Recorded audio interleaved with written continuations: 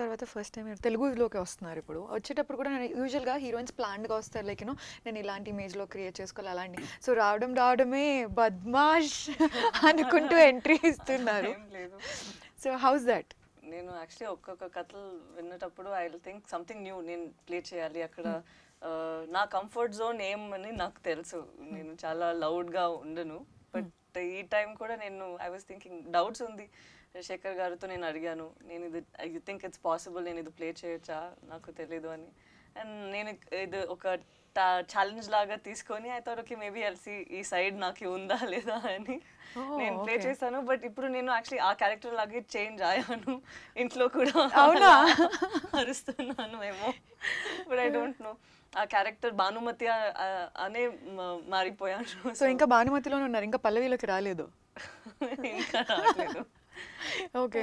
So ఆ బూతుల meaning ఎప్పుడన్నా తెలుసుకున్నారా?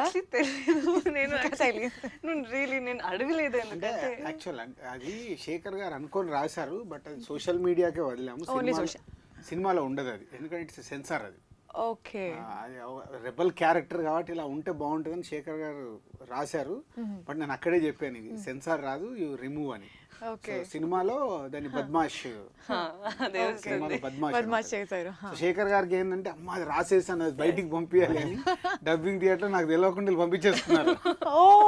వెనకాల జరిగిపోయింది, నాకు తెలియదు అది. తర్వాత ఇట్లా సోషల్ మీడియా వచ్చింది అంటే అక్కడ సెన్సార్ అవసరం లేదు కదా సార్. అమ్మ యాక్చువల్లీ శేఖర్ గారు